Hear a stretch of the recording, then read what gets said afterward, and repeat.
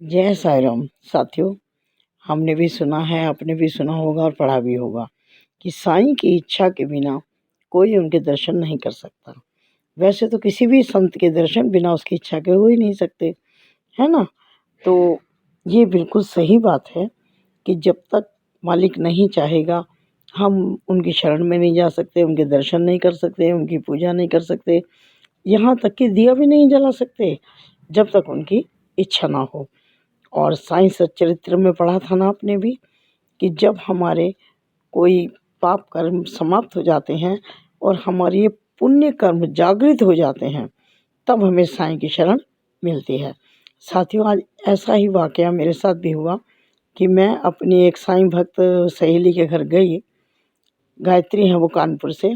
तो बाबा जी की बातें हो रही थी, क्योंकि साईं भक्त तो जब भी बैठेंगे वो केवल बातें की ही बातें जो है उनकी बाबा की ही होती हैं बस, है ना? आपको मालूम है।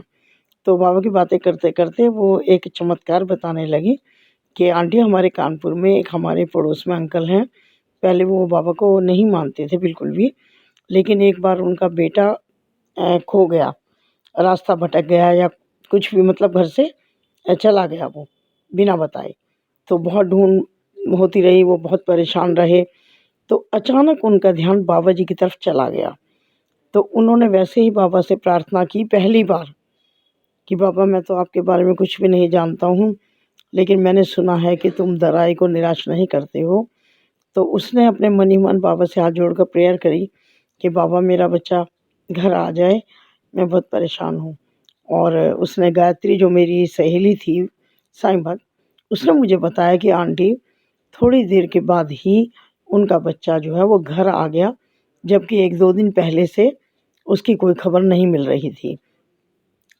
तो जैसे ही वो घर आया, उसी समय से वो अंकल जी बाबा के ऐसे भक्त हो गए, दीवाने भक्त, कि अब बाबा के बिना तो एक साँस भी नहीं लेते हैं। और जो हमारा मकान बन रहा है आंटी कानपुर में, पहले जो हमारे वो थे ठेकेदार, पैसे लेके भाग गए, लेकिन अब ये साईं भक्त खुद ही अंकल जी आ गए और बोले कि नहीं, आप साईं भक्त हो, आपका मकान मैं बनाऊँगा, चिंता मत करो।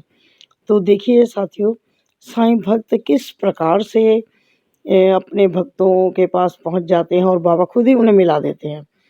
हर साईं भक्त से मिल जाता है और सब साईं भक्त हम सब अपने को एक परिवार मानते हैं। और जब भी कोई जय साईं राम बोलता है साथियों, आपने देखा कि हमारा मन कितनी बुरी तरह से खिंच जाता है उनकी तरफ। ये सब बाबा की कृपा है। जय साईं राम।